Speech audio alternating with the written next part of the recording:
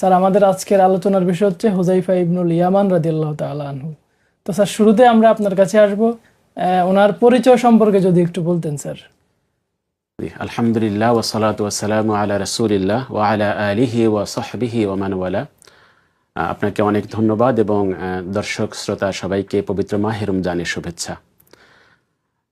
হুযাইফা ইবনুল ইয়ামান রাদিয়াল্লাহু তাআলা আনহু উনি আল্লাহ রাসূল সাল্লাল্লাহু আলাইহি ওয়াসাল্লামের অত্যন্ত প্রিয় একজন সাহাবা ছিলেন।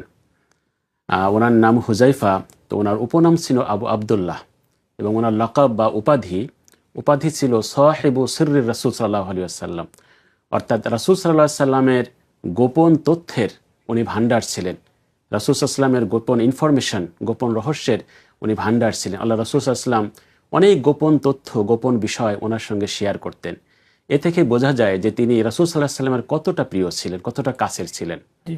তো ওনার বাবা হুযাইফা ইবনুল ইয়ামান, ওনার বাবা এই যে আল ইয়ামান, ওনাকে কেন ইয়ামান বলা হয়, ওনার বাবার পরিচয়টা কি? ওনার বাবার আসলে নাম ছিল হুযাইল ইবনু হারিস আল ইয়ামান। তো হুযাইল ইবনে জাবের আল ইয়ামান, তো হুযাইল ইবনে জাবের আল ইয়ামান উনি আসলে মক্কার মানুষ, মক্কার গাতফান গোত্রের উনি মানুষ ছিলেন। কিন্তু ঘটনাক্রমে উনি ওনার গোত্রের একজন ব্যক্তিকে উনি হত্যা করে ফেলেছিলেন। তো সেটা জাহিলিয়া যুগে। তো সেই সময় উনি ওনার গোত্র থেকে পালিয়ে, মক্কা থেকে পালিয়ে উনি মদিনায় চলে এসেছিলেন। তখন মদিনার নাম তখন ইয়াসরিব, ইয়াসরিবে পালিয়ে এসেছেন। তো সেখানেই তিনি বসবাস করতেন, যে মক্কায় ফিরে গেলে তো ওনাকে হয়তো মেরে ফেলবে। উনি মদিনায় ইয়াসরিবে তখন বসবাস করেন এবং বসবাস করতে করতে উনি ইয়াসরিবেই বিবাহ করেন, আনসার গোত্রে বিবাহ করেন।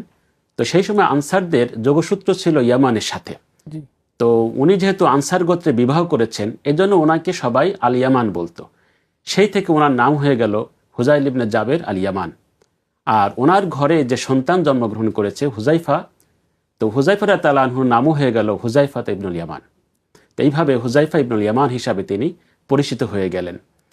তো এই হুযাইফা উনি ছোটবেলায় উনি ওনার বাবার এবং মায়ের সান্নিধ্যে বড় হয়েছেন।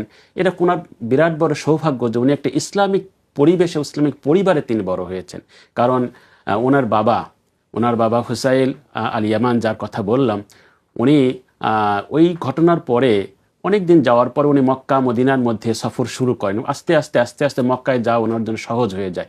এই যেতে যেতেই উনি আল্লাহ রাসূল সাল্লাল্লাহু আলাইহি সাল্লামের সংবাদ পান যে আল্লাহ রাসূল সাল্লাল্লাহু আলাইহি সাল্লাম, আল্লাহ রাসূল তিনি মক্কায় এসেছেন। তো উনি এইভাবে রাসূল সাল্লাল্লাহু আলাইহি সাল্লাম সম্পর্কে তথ্য জানতে জানতে একসময় মদিনা থেকে 11 জন মানুষ নিয়ে তিনি আল্লাহ রাসূল সাল্লাল্লাহু আলাইহি সাল্লামের কাছে মক্কায় গিয়ে উপস্থিত হন। আল্লাহ রাসূল তখনও হিজরত করেননি।